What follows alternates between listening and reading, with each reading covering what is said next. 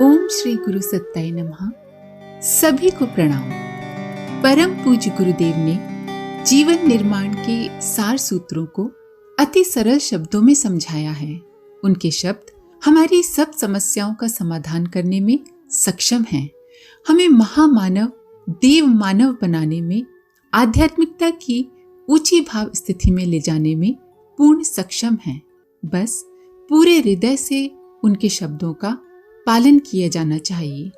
अपने आत्म सुधार के प्रयासों में परम पूज्य गुरुदेव के शब्द उत्प्रेरक बनकर हमें प्रेरित एवं प्रोत्साहित करते रहते हैं। तो आइए सुनते हैं गुरुदेव के प्रवचन का कुछ अंश। ये दुनिया बड़ी खराब है, बड़ी जलील है, अच्छाई भी है, भगवान का रूप भी है। ये तो मैं नहीं कहता कि भगवान का रूप नहीं है, पर इसमें कमियां कम है क्या, बुराइयां कम है क्या?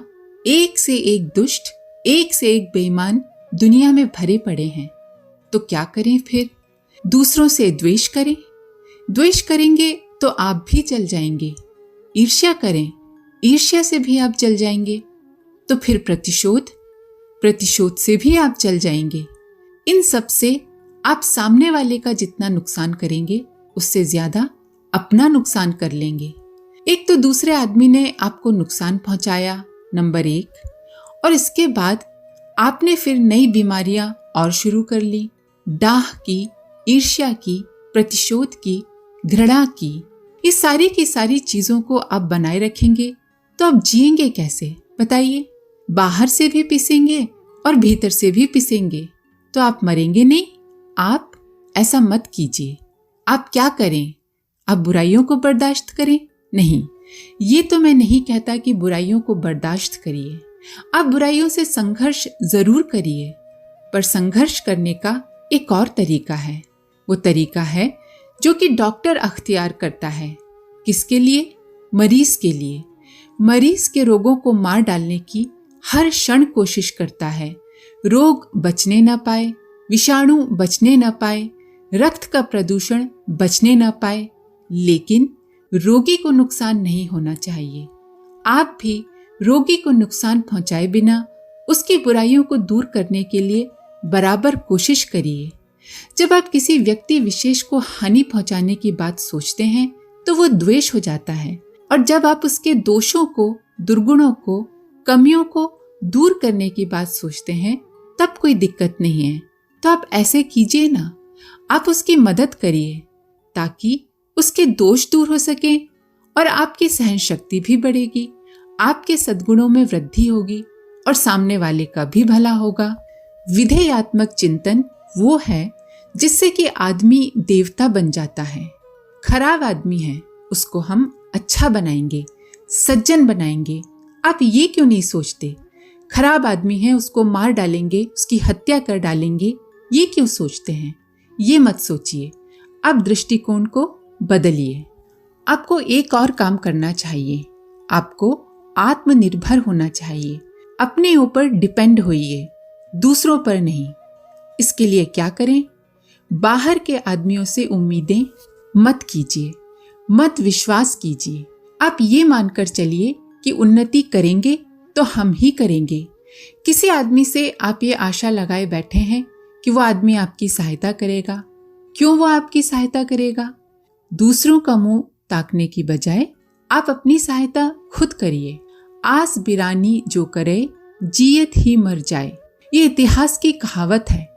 ठीक है, हो सकता है दूसरों से आपको सहायता मिल जाए, पर यह भी हो सकता है कि न मिले। तो जो भी कदम आप उठाएं, अपने पैरों पर भरोसा रख के उठाएं। उम्मीद ये रखें कि ये काम हमको करना है और हम ही करेंगे। अगर आपका ये आत्मविश्वास है तभी आपको फिर आत्मनिर्भर व्यक्ति कहा जाएगा। सूरज किसी पर डिपेंड नहीं करता कि हमको कोई अर्घ चढ़ाएगा कि नहीं चढ़ाएगा। हवा किसी पर डिपेंड नहीं करती, किसी से अपेक्षा नहीं रखती। चंद्रमा किसी से अपेक्षा नहीं रखता, जमीन किसी से अपेक्षा नहीं करती। आप भी किसी से अपेक्षा मत कीजिए। इसका अर्थ ये नहीं है कि आप सहयोगी जीवन न जिएं, परस्पर मिलना जुलना बंद कर दें। बस आप आत्मनिर्भर बनिए। एक काम और करिए, सदैव प्रसन्न रहिए। भगवान ने तो आपको राजकुमार बनाया है ना, आपको बुद्धि दी है, वाणी दी है, हाथ पांव दिए हैं, आप घर में रहते हैं, आपके पास जीविका है, पहली तारीख को तनख्वाह मिल जाती है, रोटी खाते हैं ना।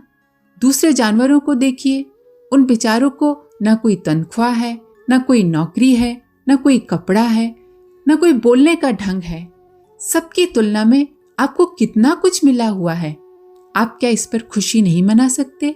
आप प्रसन्न नहीं हो सकते? आपके चेहरे पर मुस्कुराहट नहीं आ सकती कि जो हमारी वर्तमान परिस्थितियां हैं उसमें हम प्रसन्न रहें? आप तो बस हमेशा अभावों के बारे में सोचते रहते हैं। अभावों के बारे में ही सोचने का अर्थ होता है नरक। अभावों को ध्यान में नहीं रखना चाहिए, उसको दूर नहीं करना चाहिए, ये मैं नहीं कहता हूँ। मैं तो ये कहता हूँ आप हमेशा अपने आप को अभावग्रस्त, दरिद्र और कंगाल मानकर मत बैठिए। ऐसा करेंगे तो आप दरिद्र और कंगाल ही रह जाएंगे। आप मत अपने आप को दरिद्र मानिए और मत अपने आप को कंगाल मानिए। आप ये मान के चलिए कि आप देवता हैं। देवता हुए तो आप देने में समर्थ हैं। आपके पास देने को बहुत है। हमारे पास रुपया पैसा कम है, तो पैसा कौन मांग रहा है आपसे? और पैसा देकर आप क्या भला करेंगे किसी का? आप दूसरों को प्यार दीजिए ना, आप दूसरों को सम्मान दीजिए। देखिए, सम्मान की दुनिया कितनी प्यासी है। लोगों को प्रोत्साहन दीजिए। देखिए, आपका प्रोत्साहन पाकर छोटे छोटे आदमी क्या से क्या बन सकते हैं। देने के लिए कुछ कम है क्या? आप मेहनत दे दीजिए। आप लोगों के लिए सहानुभूति दे दीजिए। देने के लिए कुछ भी कम नहीं है। आपके पास देने की अगर मनोवृत्ति हो तो आप कुछ भी दे सकते हैं। आप 4 रोटी खाते हैं, 3 रोटी खाइए, 1 रोटी बचा दीजिए गरीबों के लिए।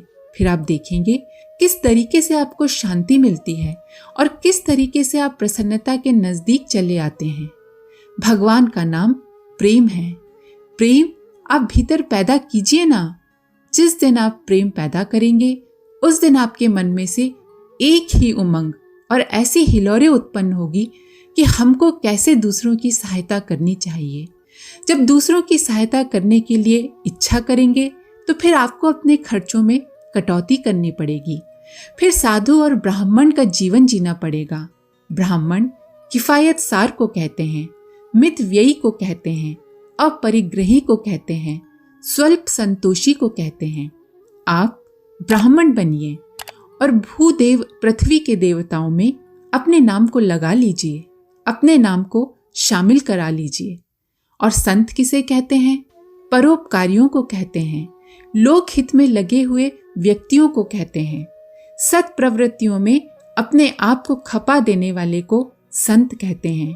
आप संत और ब्राह्मण के रूप में अथवा दोनों के संयुक्त जीवन यापन करने के रूप में अगर जिए तो मजा आ जाएगा। उम्मीद ऐसी है कि आप यही करेंगे। आज की बात समाप्त। ओम शांति।